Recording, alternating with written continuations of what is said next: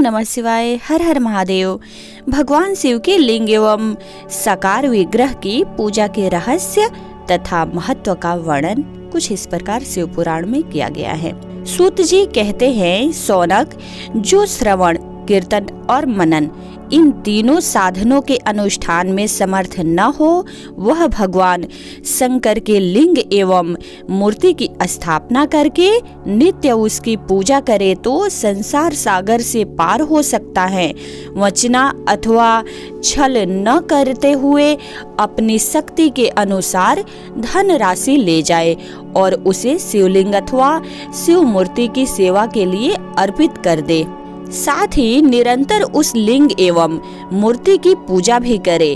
उसके लिए भक्ति भाव से मंडप, गोपुर, तीर्थ, मठ एवं क्षेत्र की स्थापना करे तथा उत्सव रचाए।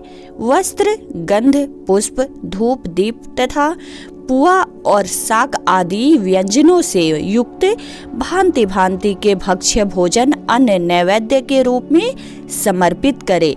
छत्र, ध्वजा, व्यंजन, चामर तथा अन्य अंगों सहित राजोपचार की भांति सब सामान भगवान शिव के लिंग एवं मूर्ति को चढ़ाए।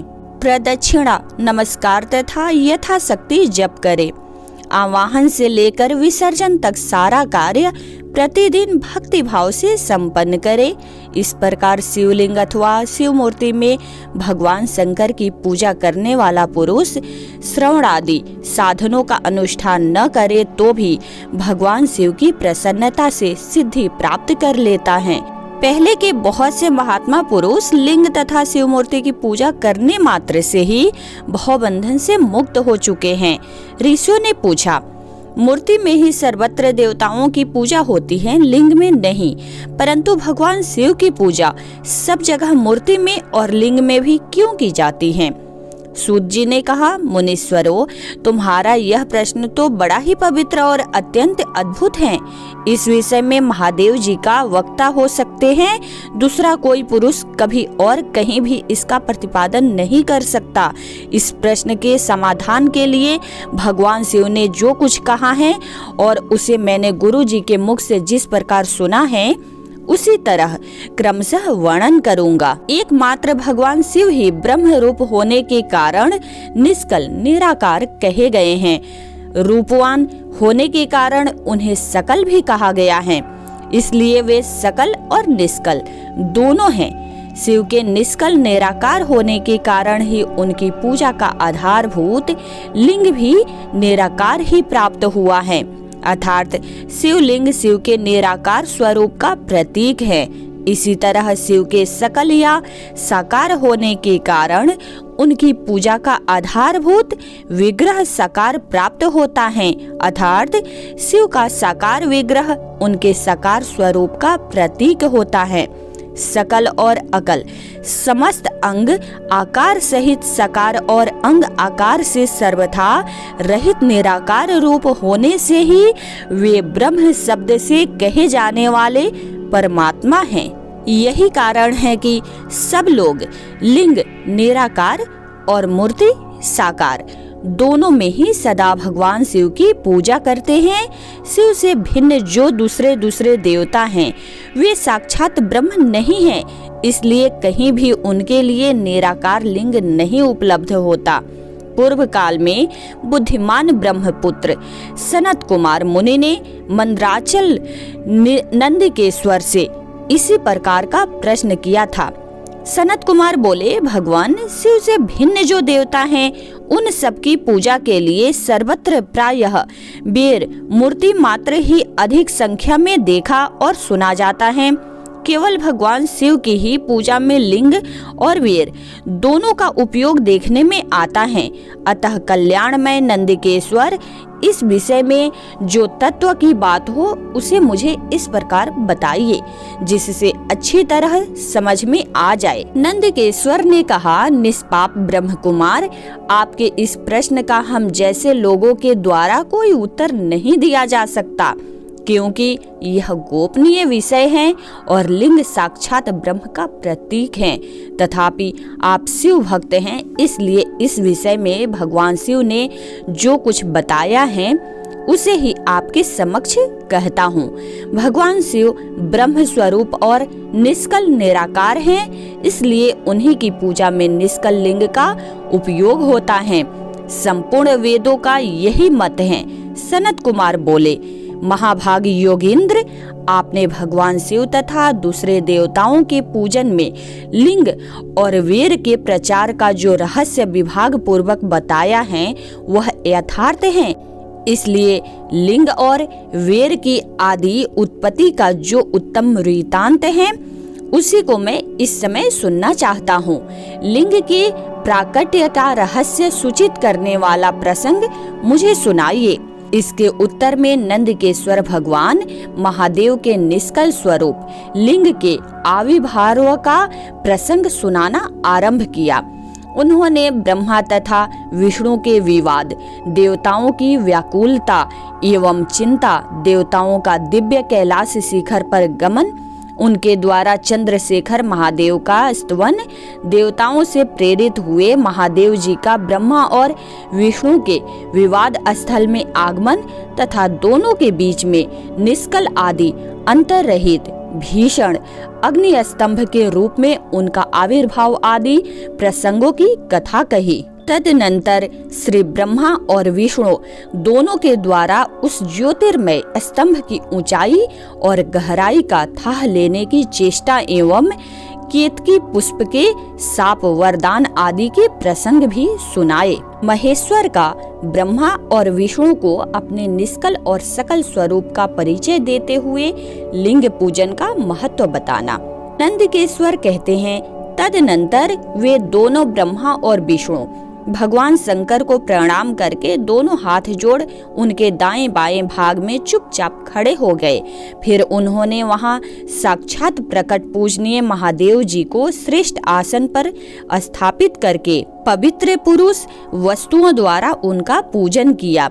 दीर्घ काल तक अविकृत भाव से सुस्थिर रहने वाली वस्तुओं को पुरुष वस्तु कहते हैं और अल्पकाल तक ही टिकने वाली क्षण भंगुर वस्तुएं प्राकृत वस्तु कहलाती हैं। इस तरह वस्तु के ये दो भेद जानने चाहिए। किन पुरुष वस्तुओं से उन्होंने भगवान शिव का पूजन किया यह बताया जाता है। हार, नूपुर, केयूर, किरीट, मणिमय कुंडल, यज्ञोपवीत, उत्तरीय वस्त्र, पुष्पमाला, रेशमी वस्त्र, हार, मुद्रिका, पुष्प, तांबुल, कपूर, चंदन एवं अगुरु का अनुलेप, धूप, दीप, श्वेत छत्र, व्यंजन, ध्वजा, चंवर तथा अन्य दिव्य उपहारों द्वारा जिनका वैभव वाणी और मन की पहुंच से परे था, जो केवल पशुपति परमात्मा के ही योग्य थे और जिन्हें पशु कदापि नहीं पा सकते थे, उन दोनों ने अपने स्वामी महेश्वर का पूजन किया। सबसे पहले वहां ब्रह्मा और विष्णु ने भगवान शंकर की पूजा की। इससे प्रसन्न हो भक्ति पूर्वक भगवान शिव ने वहां नम्र भाव से खड़े हुए उन दोनों देवताओं से मुस्कुराकर कहा। महेश्वर बोले, पुत्रों, आज का दिन एक महान दिन है। इसमें तुम्हारे द्वारा जो आज मेरी पूजा हुई है, इसमें मैं योग्य थे और जिन्हें पशु कदापि नहीं पा सकते थे, उन दोनों ने अपने स्वामी महेश्वर का पूजन किया। सबसे पहले वहां ब्रह्मा और विष्णु ने भगवान शंकर की पूजा की। इससे प्रसन्न हो भक्ति पूर्वक भगवान शिव ने वहां नम्र भाव से खड़े हुए उन दोनों देवताओं से मुस्कुराकर कहा। महेश्वर बोले, पुत्रों, आज का दिन एक महान दिन है। इसमें तुम्हारे द्वारा जो आज मेरी पूजा हुई है, इससे मैं तुम लोगों पर बहुत प्रसन्न हूँ। इसी कारण यह दिन परम पवित्र और महान से महान होगा। आज की यह तिथि शिवरात्रि के नाम से विख्यात होकर मेरे लिए परम प्रिय होगी। इसके समय में जो मेरे लिंग निष्कल अंग आकृति से रहित निराकार स्वरूप के प्रतीक वीर सकल साकार रूप के प्रतीक विग्रह की पूजा करेगा, वह पुरुष जगत की सृष्टि और पालन आदि कार्य भी कर सकता है। जो शिवरात्रि को दिन रात निराहार एवं जितेंद्रिय रहकर अपनी शक्ति के अनुसार निश्चल भाव से मेरी यथोचित पूजा करेगा, उसको मिलने वाले फल का वर्णन सुनो।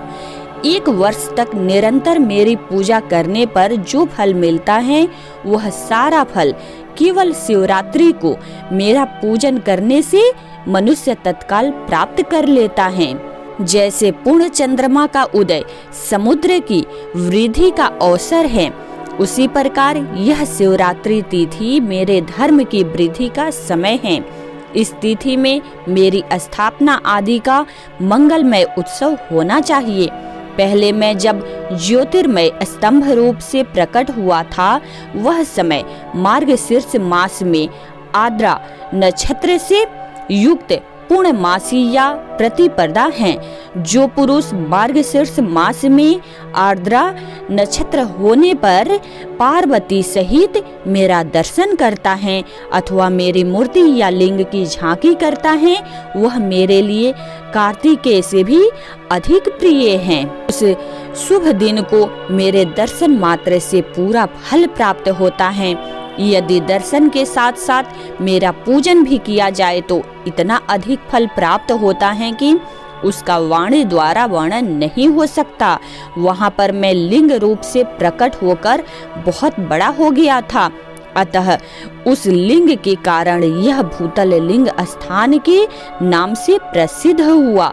जगत के लोग इसका दर्शन और पूजन कर सके, इसके लिए यह अनादि और अनंत ज्योति स्तंभ अथवा ज्योतिर्मय लिंग अत्यंत छोटा हो जाएगा। यह लिंग सब प्रकार के भोग सुलभ कराने वाला तथा भोग और मोक्ष का एकमात्र साधन है। इसका दर्शन, स्पर्श और ध्यान किया जाए तो यह प्राणियों को जन्म और मृत्यु के कष्ट से छुड़ाने वाला है।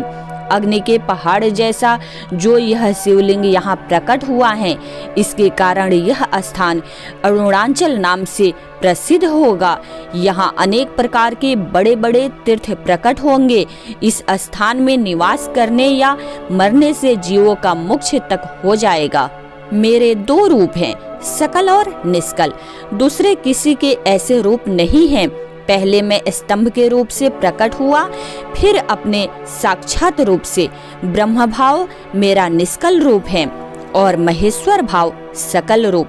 ये दोनों मेरे ही सिद्ध रूप हैं। मैं ही पर ब्रह्म परमात्मा हूँ। कला युक्त और अकल मेरे ही स्वरूप हैं।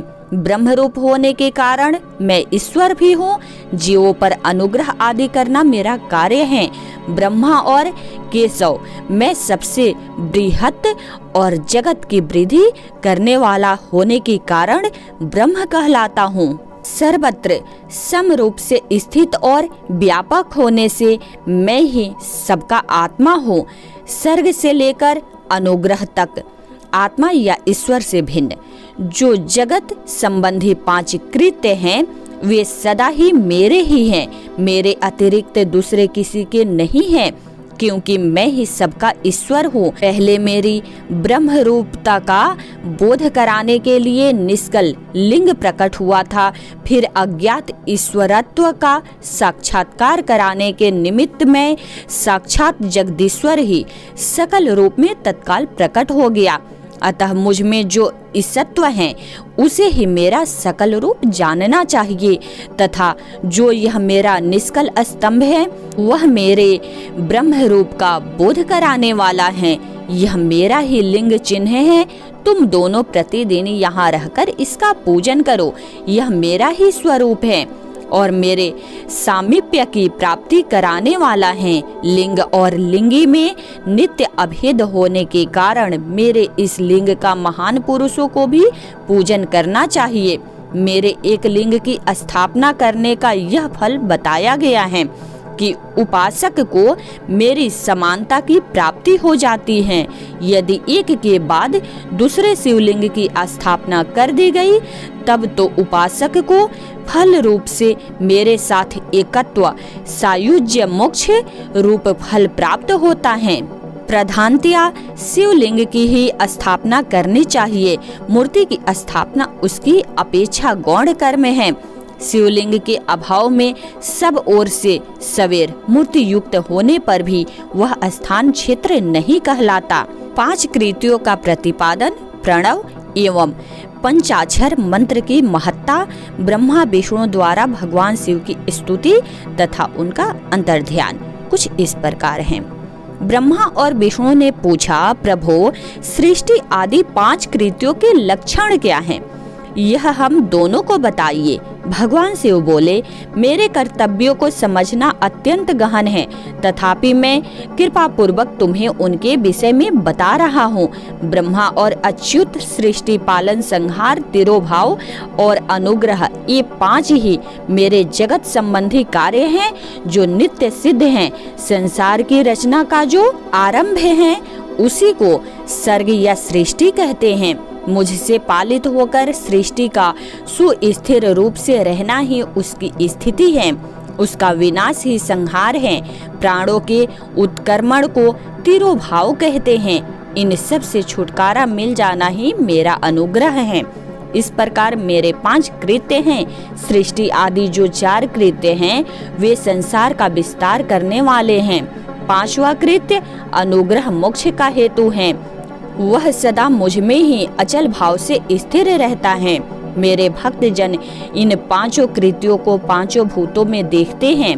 सृष्टि भूतल में स्थिति, जल में संहार अग्नि में, तिरोभाव वायु में और अनुग्रह आकाश में स्थित है। पृथ्वी से सबकी सृष्टि होती है, जल से सबकी वृद्धि एवं जीवन रक्षा होती है, आग सबको जला देती है, वायु सबको एक स्थान से दूसरे स्थान को ले जाती है और आकाश सबको अनुग्रहित करता है। विद्वान पुरुषों को यह विषय इसी रूप में जानना चाहिए। इन 5 कृत्यों का भार वहन करने के लिए ही मेरे 5 मुख हैं। 4 दिशाओं में 4 मुख हैं और इनके बीच में 5वां मुख है। पुत्रों, तुम दोनों ने तपस्या करके प्रसन्न हुए मुझ परमेश्वर से सृष्टि और स्थिति नामक 2 कृत्य प्राप्त किए हैं। ये दोनों तुम्हें बहुत प्रिय हैं। इसी प्रकार मेरी विभूति स्वरूप रुद्र और महेश्वर में 2 अन्य उत्तम कृत्य संहार और तिरोभाव मुझसे प्राप्त किए हैं, परंतु अनुग्रह नामक कृत्य दूसरा कोई नहीं पा सकता। रुद्र और महेश्वर अपने कर्म को भूले नहीं हैं, इसलिए मैंने उनके लिए अपनी समानता प्रदान की है। वे रूप, वेश, कृत्य, वाहन, आसन और आयुध आदि में मेरे समान ही हैं। मैंने पूर्व काल में अपने स्वरूप भूत मंत्र का उपदेश किया है, जो ओमकार के रूप में प्रसिद्ध हैं। वह महामंगलकारी मंत्र हैं। सबसे पहले मेरे मुख से ओमकार ओम प्रकट हुआ, जो मेरे स्वरूप का बोध कराने वाला है। ओमकार वाचक है और मैं वाच्य हूँ। यह मंत्र मेरा स्वरूप ही है। प्रतिदिन ओमकार का निरंतर स्मरण करने से मेरा ही सदा स्मरण होता है। मेरे उत्तरवर्ती मुख से आकार का, पश्चिम मुख से उकार का, दक्षिण मुख से मकार का, पूर्ववर्ती मुख से बिंदु का तथा मध्यवर्ती मुख से नाद का प्राकट्य हुआ। इस प्रकार 5 अवयवों से युक्त ओमकार का विस्तार हुआ है। इन सभी अवयवों से एकीभूत होकर वह प्रणव ओम नामक एक अक्षर हो गया। यह नाम रूपात्मक सारा जगत तथा वेद उत्पन्न स्त्री पुरुष वर्ग रूप दोनों कुल इस प्रणव मंत्र से व्याप्त हैं। यह मंत्र शिव और शक्ति दोनों का बोधक है। इसी से पंचाक्षर मंत्र की उत्पत्ति हुई है, जो मेरे सकल रूप का बोधक है। वह आकार आदि कर्म से और मकार आदि कर्म से कर्म सह प्रकाश में आया है। ओम नमः शिवाय यह पंचाक्षर मंत्र है। इस पंचाक्षर मंत्र से मार्तिका वर्ण प्रकट हुए हैं, जो 5 भेद वाले हैं।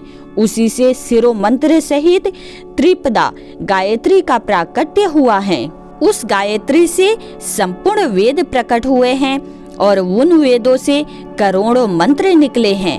उन मंत्रों से भिन्न भिन्न कार्यों की सिद्धि होती है, परंतु इस प्रणव एवं पंचाक्षर से संपूर्ण मनोरथों की सिद्धि होती है।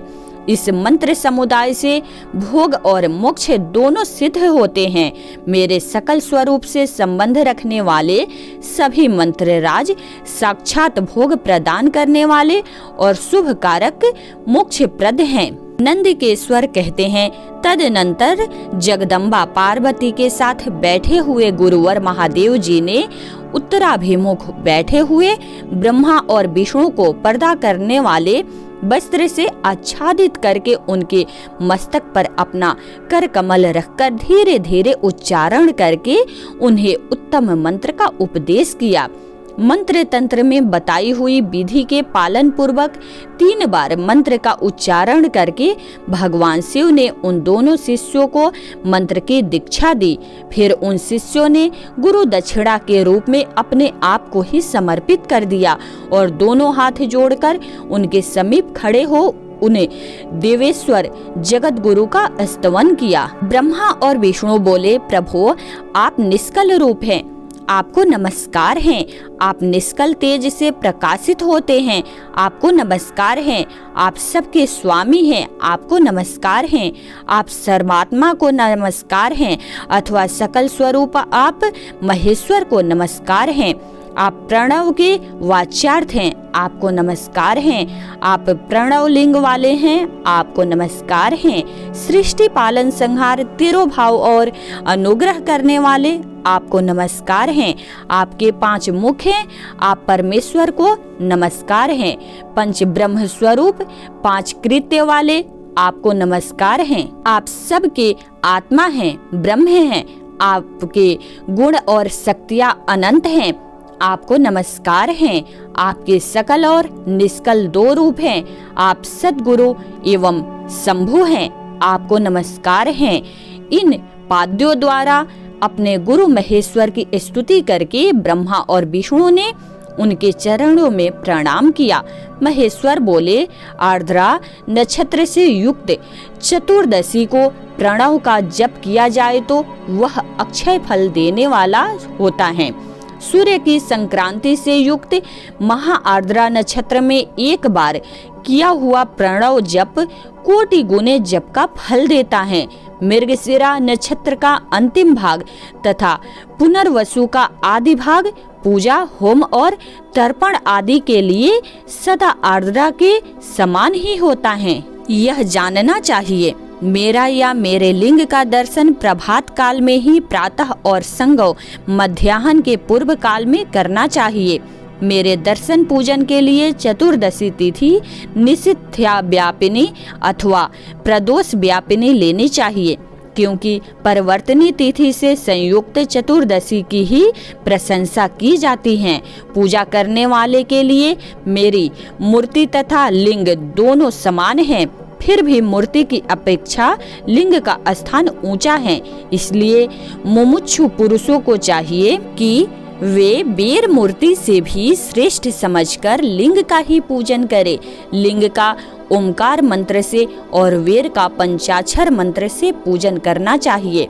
शिवलिंग की स्वयं ही स्थापना करके अथवा दूसरों से भी स्थापना करवाकर उत्तम द्रव्यमय उपचारों से पूजा करनी चाहिए। इससे मेरा पद सुलभ हो जाता है। इस प्रकार उन दोनों शिष्यों को उपदेश देकर भगवान शिव वहीं अंतर्ध्यान हो गए। शिवलिंग की स्थापना और उसके लक्षण और पूजन की विधि का वर्णन तथा शिव पद की प्राप्ति करने वाले सत्कर्मों का विवेचन। ऋषियों ने पूछा, सूत जी, शिवलिंग की स्थापना कैसे करनी चाहिए, उसका लक्षण क्या है तथा उसकी पूजा कैसे करनी चाहिए, किस देश काल में करनी चाहिए और किस द्रव्य के द्वारा उसका निर्माण होना चाहिए। सूत जी ने कहा, महर्षियों, मैं तुम लोगों के लिए इस विषय का वर्णन करता हूँ, ध्यान देकर सुनो और समझो। अनुकूल एवं शुभ समय में किसी पवित्र तीर्थ में नदी आदि के तट पर अपनी रुचि के अनुसार ऐसी जगह शिवलिंग की स्थापना करनी चाहिए जहां नित्य पूजन हो सके। पार्थिव द्रव्य से, जलमय द्रव्य से अथवा तेजस पदार्थ से अपनी रुचि के अनुसार कल्पोक्त लक्षणों से युक्त शिवलिंग का निर्माण करके उसकी पूजा करने से उपासक को उस पूजन का पूरा फल प्राप्त होता है। संपूर्ण शुभ लक्षणों से युक्त शिवलिंग की यदि पूजा की जाए तो वह तत्काल पूजा का फल देने वाला होता है। यदि चल प्रतिष्ठा करनी हो तो इसके लिए छोटा सा शिवलिंग अथवा विग्रह श्रेष्ठ माना जाता है। और यदि अचल प्रतिष्ठा करनी हो तो स्थूल शिवलिंग की अथवा विग्रह अच्छा माना जाता है। संपूर्ण शुभ लक्षणों से युक्त शिवलिंग की यदि पूजा की जाए तो वह तत्काल पूजा का फल देने वाला होता है। यदि चल प्रतिष्ठा करनी हो तो इसके लिए छोटा सा शिवलिंग अथवा विग्रह श्रेष्ठ माना जाता है, और यदि अचल प्रतिष्ठा करनी हो तो स्थूल शिवलिंग की अथवा विग्रह अच्छा माना गया है।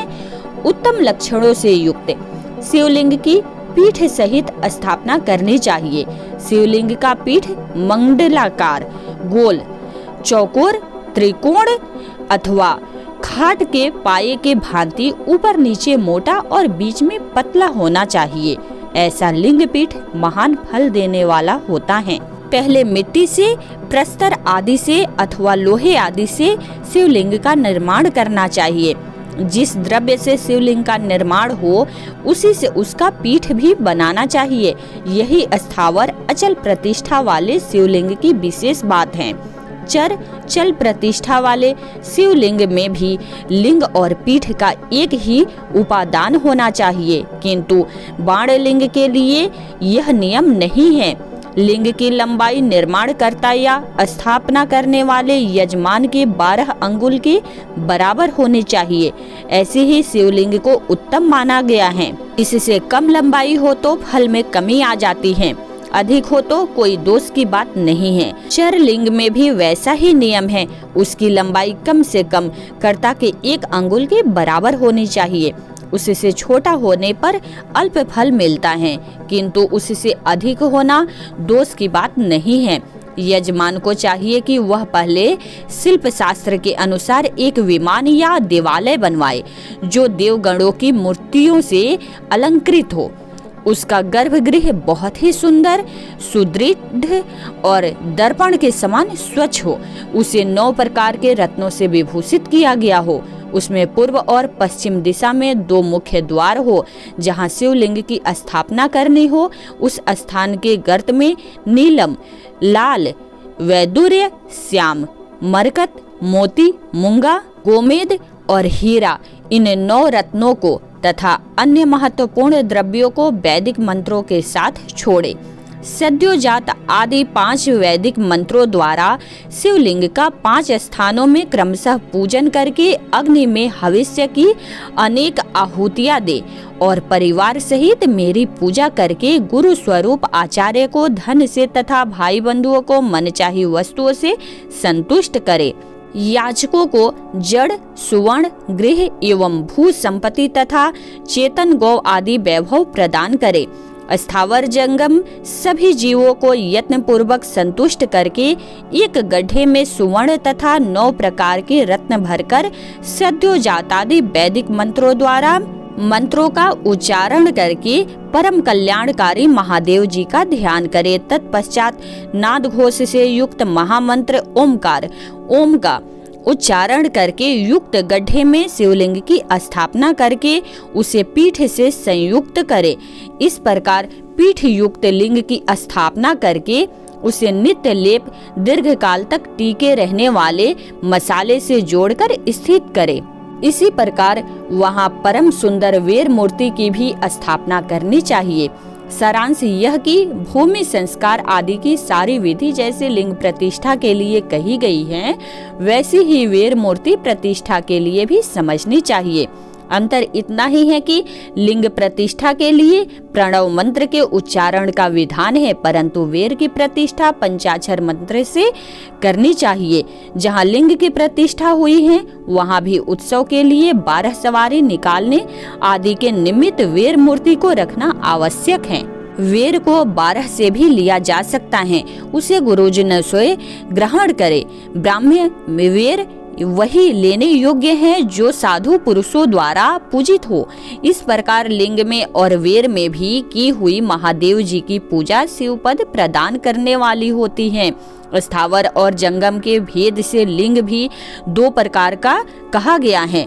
वृक्ष, लता आदि को स्थावर लिंग कहते हैं और कृमि कीट आदि को जंगम लिंग। स्थावर लिंग की सींचने आदि के द्वारा सेवा करनी चाहिए और जंगम लिंग को आहार एवं जल आदि देकर तृप्त करना चाहिए। उन अस्थावर जंगम जीवों को सुख पहुंचाने में अनुरुक्त होना भगवान शिव का पूजन है, ऐसा विद्वान पुरुष मानते हैं। यूं चराचर जीवों को ही भगवान शंकर के प्रतीक मानकर उनका पूजन करना चाहिए। इस तरह महालिंग की स्थापना करके विविध उपचारों द्वारा उसका पूजन करे।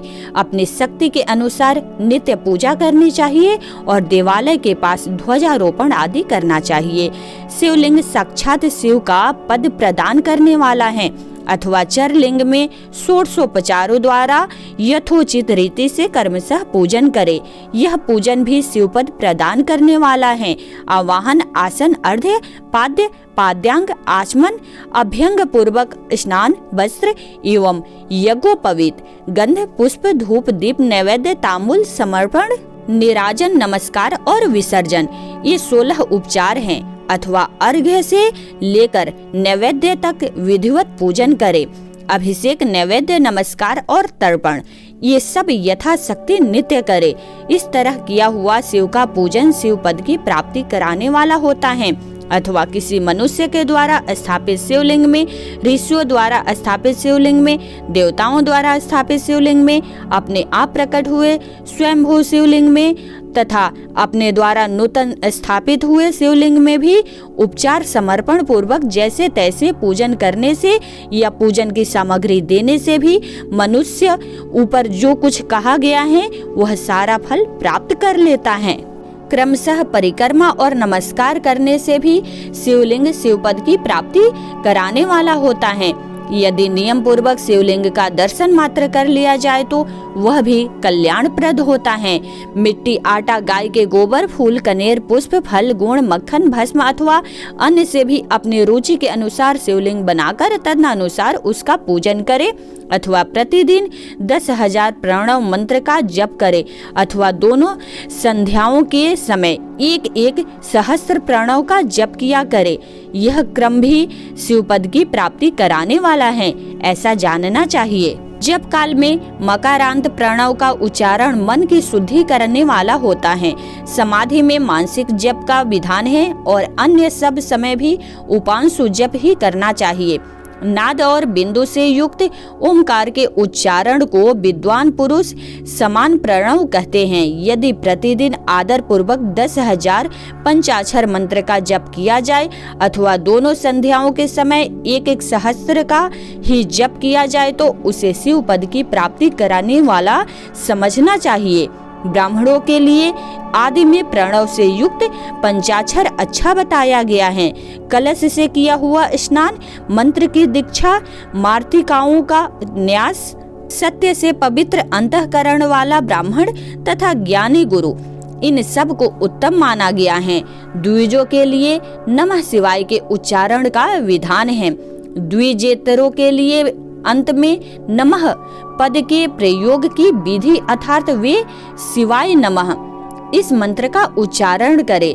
स्त्रियों के लिए भी कहीं कहीं विधि पूर्वक नमो अंत उच्चारण का ही विधान है अर्थात वे भी शिवाय नमः का ही जप करे।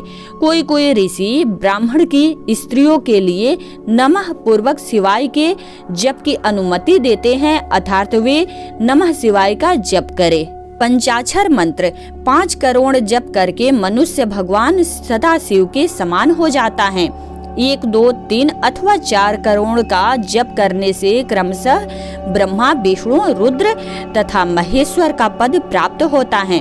अथवा मंत्र में जितने अक्षर हैं उनका पृथक पृथक 1 लाख जप करे अथवा समस्त अक्षरों का एक साथ ही जितने अक्षर हो उतने लाख जप करे। इस तरह के जप को शिव पद की प्राप्ति कराने वाला समझना चाहिए। यदि 1000 दिनों में प्रतिदिन 1 सहस्त्र जप के कर्म से पंचाक्षर मंत्र का 10 लाख जप पूरा कर लिया जाए और प्रतिदिन ब्राह्मण भोजन कराया जाए तो उस मंत्र से अभीष्ट कार्य की सिद्धि होने लगती है। ब्राह्मण को चाहिए कि वह प्रतिदिन प्रातः काल 1008 बार गायत्री का जप करे। ऐसा होने पर गायत्री क्रमशः शिव का पद प्रदान करने वाली होती हैं। वेद मंत्रों और वैदिक सूक्तों का भी नियम पूर्वक जप करना चाहिए। वेदों का पारायण भी शिव पद की प्राप्ति कराने वाला है। ऐसा जानना चाहिए। अन्यान्य जो बहुत से मंत्र हैं, उनका भी जितने अक्षर हो उतने लाख जप करे। इस प्रकार जो यथाशक्ति जप करता है वह क्रमशः शिवपद मोक्ष प्राप्त कर लेता है। अपने रुचि के अनुसार किसी एक मंत्र को अपनाकर मृत्यु पर्यंत प्रतिदिन उसका जप करना चाहिए, अथवा ओम इस मंत्र का प्रतिदिन 1 सहस्त्र जप करना चाहिए। ऐसा करने पर भगवान शिव की आज्ञा से संपूर्ण मनोरथों की सिद्धि होती है। जो मनुष्य भगवान शिव के लिए फुलवाड़ी या बगीचे आदि लगाता है तथा शिव के सेवा कार्य के लिए मंदिर में झाड़ने बुहारने आदि की व्यवस्था करता है, वह इस पुण्य कर्म को करके शिवपद प्राप्त कर लेता है। भगवान शिव के जो काशी आदि क्षेत्र हैं, उनमें भक्ति पूर्वक नित्य निवास करे। वह जड़ चेतन सभी को भोग और मोक्ष देने वाला होता है। अतः विद्वान पुरुष को भगवान शिव के क्षेत्र में आमरण निवास करना चाहिए। पुण्य क्षेत्र में स्थित बावड़ी, कुआं और पोखरे आदि को शिव गंगा समझना चाहिए। भगवान शिव का ऐसा ही वचन है। वहाँ स्नान दान और जप करके मनुष्य भगवान शिव को प्राप्त कर लेता है। अतः मृत्यु पर्यंत शिव के क्षेत्र का आश्रय लेकर रहना चाहिए। जो शिव के क्षेत्र में अपने किसी मृत संबंधी का दाह दशा, मासिक श्राद्ध, सपिंडीकरण अथवा वार्षिक श्राद्ध करता है, वह कभी भी शिव के क्षेत्र में अपने पितरों को पिंड देता है, वह तत्काल सब पापों से मुक्त हो जाता है और अंत में शिव पद पाता है। अथवा शिव के क्षेत्र में 7, 5, 3 या 1 ही रात निवास कर ले। ऐसा करने से भी क्रमशः शिव पद की प्राप्ति होती है। लोक में अपने अपने वर्ण के अनुरूप सदाचार का पालन करने से भी मनुष्य शिव पद को प्राप्त कर लेता है। वर्णानुकूल आचरण से तथा भक्ति भाव से वह अपने सत्कर्म का अतिशय फल पाता है। कामना पूर्वक किए हुए अपने कर्म के अभीष्ट फल को शीघ्र ही पा लेता है। निष्काम भाव से किया हुआ सारा कर्म साक्षात शिव पद की प्राप्ति करने वाला होता है। दिन के 3 विभाग होते हैं, प्रातः, मध्याह्न और सायाह्न। इन तीनों में क्रमशः एक एक प्रकार के कर्म का संपादन किया जाता है। प्रातः काल को शास्त्र विहित नित्य कर्म के अनुष्ठान का समय जानना चाहिए। मध्याह्न काल सकाम कर्म के लिए उपयोगी है और सायंकाल शांति कर्म के उपयुक्त हैं, ऐसा जानना चाहिए। इसी प्रकार रात्रि में भी समय का विभाजन किया गया है। रात के 4 प्रहरों में से जो बीच के 2 प्रहर हैं, उन्हें निश्चित काल कहा गया है।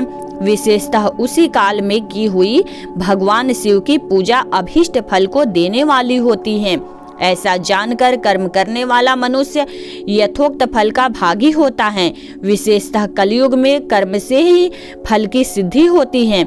अपने अपने अधिकार के अनुसार ऊपर कहे गए किसी भी कर्म के द्वारा शिवाराधन करने वाला पुरुष यदि सदाचारी है और पाप से डरता है तो वह उन कर्मों का पूरा फल अवश्य प्राप्त कर लेता है। ऋषियों ने कहा, सूत जी, पुण्य क्षेत्र कौन कौन से हैं जिनका आश्रय लेकर सभी स्त्री पुरुष शिव पद प्राप्त कर ले, यह हमें भी संक्षेप में बताइए। मोक्षदायक पुण्य क्षेत्रों का वर्णन। काल विशेष में विभिन्न नदियों के जल में स्नान के उत्तम फल का निर्देश तथा तीर्थ में पाप से बचे रहने की चेतावनी कुछ इस प्रकार है। सूत जी बोले, विद्वान एवं बुद्धिमान महर्षियों, मोक्षदायक शिव क्षेत्रों का वर्णन सुनो। तत्पश्चात मैं लोक रक्षा के लिए शिव संबंधी आगमों का वर्णन करूंगा। पर्वत, वन और काननों सहित इस पृथ्वी का विस्तार 50 करोड़ योजन है। भगवान शिव की आज्ञा से पृथ्वी संपूर्ण जगत को धारण करके स्थित है। भगवान शिव ने भूतल पर विभिन्न स्थानों में वहां के निवासियों को कृपा पूर्वक मोक्ष देने के लिए शिव क्षेत्र निर्माण किया है। कुछ क्षेत्र ऐसे हैं जिन्हें देवताओं द्वारा ऋषियों ने अपना वास स्थान बनाकर अनुग्रहित किया है, इसलिए उनमें तीर्थत्व प्रकट हो गया है। तथा अन्य बहुत से तीर्थ क्षेत्र ऐसे हैं जो लोगों की रक्षा के लिए स्वयं पार्दभूत हुए हैं। तीर्थ और क्षेत्र में जाने पर मनुष्य को सदा स्नान दान और जप आदि करना चाहिए, अन्यथा वह रोग, दरिद्रता तथा मूकता आदि दोषों का भी भागी होता है। जो मनुष्य इस भारतवर्ष के भीतर मृत्यु को प्राप्त होता है, वह अपने पुण्य के फल से ब्रह्मलोक में वास करके पुण्य क्षय के पश्चात पुनः मनुष्य योनि में ही जन्म लेता है। पापी मनुष्य पाप करके दुर्गति में ही पड़ता है। ब्राह्मणों, पुण्य क्षेत्र में पाप कर्म किया जाए तो वह और भी दृढ़ हो जाता है। अतः पुण्य क्षेत्र में निवास करते समय सूक्ष्म से सूक्ष्म अथवा थोड़ा सा भी पाप न करे। सिंधु और शतद्रु सतलज नदी के तट पर बहुत से पुण्य क्षेत्र हैं। सरस्वती परम पवित्र और 60 मुख वाली कही गई है, अर्थात उसकी 60 धाराएं हैं। विद्वान पुरुष सरस्वती के उन धाराओं के तट पर निवास करे तो वह क्रमशः ब्रह्म पद को पा लेता है। हिमालय पर्वत से निकली हुई पुण्यस लीला गंगा 100 मुठ वाली नदी है। उसके तट पर काशी, प्रयाग आदि अनेक पुण्य क्षेत्र हैं। वहाँ मकर राशि सूर्य होने पर गंगा के तट भूमि पहले से भी अधिक प्रशस्त एवं पुण्यदायक हो जाती हैं। सोनभद्र नदी की 10 धाराएं हैं। वह बृहस्पति के मकर राशि में आने पर अत्यंत पवित्र तथा अभीष्ट फल देने वाला हो जाता है। उस समय वहां स्नान और उपवास करने से विनायक पद की प्राप्ति होती है। पुण्यस लीला महानदी नर्मदा के 24 मुठ स्रोत हैं। उसमें स्नान तथा उसके तट पर निवास करने से मनुष्य को वैष्णव पद की प्राप्ति होती है। तमसा के 12 तथा रेवा के 10 मुख हैं। परम पुण्यमयी गोदावरी के 21 मुख बताए गए हैं। वह ब्रह्म हत्या तथा गोवध के पाप का भी नाश करने वाली एवं रुद्र लोक देने वाली है। कृष्णवेणी नदी का जल बड़ा पवित्र है। वह नदी समस्त पापों को नाश करने वाली है।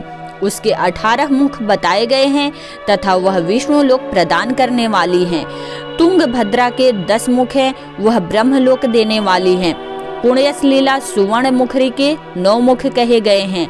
ब्रह्मलोक से लौटे हुए जीव उसी के तट पर जन्म लेते हैं। सरस्वती नदी, पंपा सरोवर, कन्याकुमारी, अंतरीप तथा शुभ कारक श्वेत नदी, ये सभी पुण्य क्षेत्र हैं। इनके तट पर निवास करने से इंद्रलोक की प्राप्ति होती है। सहर्य पर्वत से निकली हुई महानदी कावेरी परम पुण्यमयी है। उसके 27 मुख बताए गए हैं। वह संपूर्ण अभीष्ट वस्तुओं को देने वाली है।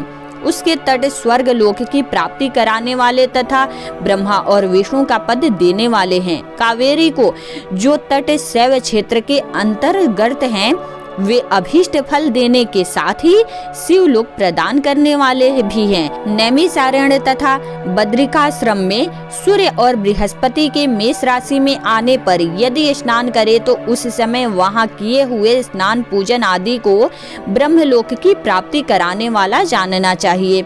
सिंह और कर्क राशि में सूर्य की संक्रांति होने पर सिंधु नदी में किया हुआ स्नान तथा केदार तीर्थ के जल का पान एवं स्नान ज्ञानदायक माना गया है। जब बृहस्पति सिंह राशि में स्थित हो उस समय सिंह की संक्रांति से युक्त भाद्रपद मास में यदि गोदावरी के जल में स्नान किया जाए तो वह शिवलोक की प्राप्ति कराने वाला होता है। ऐसा पूर्व काल में स्वयं भगवान शिव ने कहा था। जब सूर्य और बृहस्पति कन्या राशि में स्थित हो तब यमुना और सोनभद्र में स्नान करे। वह स्नान धर्मराज तथा गणेश जी के लोक में महान भोग प्रदान कराने वाला होता है। यह महर्षियों की मान्यता है। जब सूर्य और बृहस्पति तुला राशि में स्थित हो उस समय कावेरी नदी में स्नान करे। वह स्नान भगवान विष्णु के वचन की महिमा से संपूर्ण अभीष्ट वस्तुओं को देने वाला माना गया है। जब सूर्य और बृहस्पति वृश्चिक राशि पर आ जाएं, तब मार्गशीर्ष अगहन के महीने में नर्मदा में स्नान करने से श्री विष्णु लोक की प्राप्ति हो सकती है। सूर्य और बृहस्पति के धन राशि में स्थित होने पर सुवर्ण मुखरी नदी में किया हुआ स्नान शिवलोक प्रदान कराने वाला होता है। जैसे कि ब्रह्मा जी का वचन है, जब सूर्य और बृहस्पति मकर राशि में स्थित हो उस समय माघ मास में गंगा जी के जल में स्नान करना चाहिए। ब्रह्मा जी का कथन है कि वह स्नान शिवलोक की प्राप्ति कराने वाला होता है।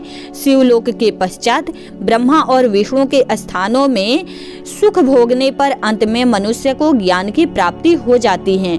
माघ मास में तथा सूर्य के कुंभ राशि में स्थित होने पर फाल्गुन मास में गंगा जी के तट पर किया हुआ श्राद्ध, पिंडदान अथवा तिलोदक दान पिता और नाना दोनों कुलों के पितरों की अनेकों पीढ़ियों का उद्धार कराने वाला माना गया है। सूर्य और बृहस्पति जब मीन राशि में स्थित हो तब कृष्णवेणी नदी में किए गए स्नान की ऋषियों ने प्रशंसा की है।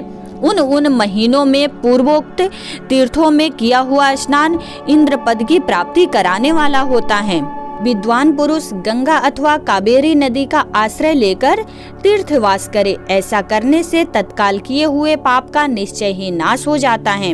रुद्रलोक प्रदान करने वाले बहुत से क्षेत्र हैं। ताम्रपर्णी और वेगवती ये दोनों नदियां ब्रह्मलोक की प्राप्ति रूप फल देने वाली हैं।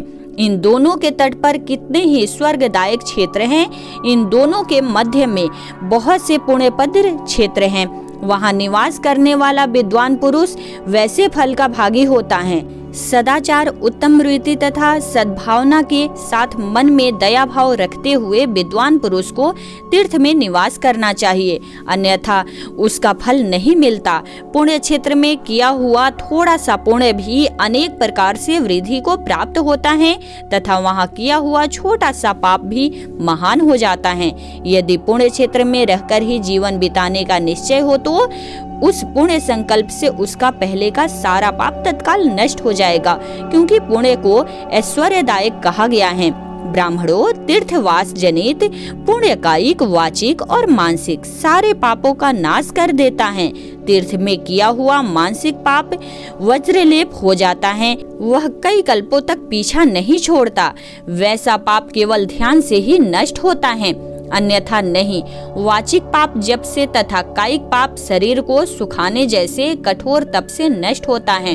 अतः सुख चाहने वाले पुरुष को देवताओं की पूजा करते और ब्राह्मणों को दान देते हुए पाप से बचकर ही तीर्थ में निवास करना चाहिए। सदाचार, शौचाचार, स्नान, भस्म धारण, संध्या वंदन, प्रणव जप, गायत्री जप, दान, न्यायतः धनोपार्जन तथा अग्निहोत्र आदि की विधि एवं महिमा का वर्णन आगे आने वाली वीडियो में करेंगे। तो दोस्तों, अगर आपने अब तक चैनल को सब्सक्राइब नहीं किया है तो प्लीज चैनल को सब्सक्राइब करके नोटिफिकेशन ऑल कर लीजिए, ताकि आने वाली वीडियो की जानकारी सबसे पहले आपको हो और आप उसका लाभ उठा सके। ओम नमः शिवाय। हर हर महादेव।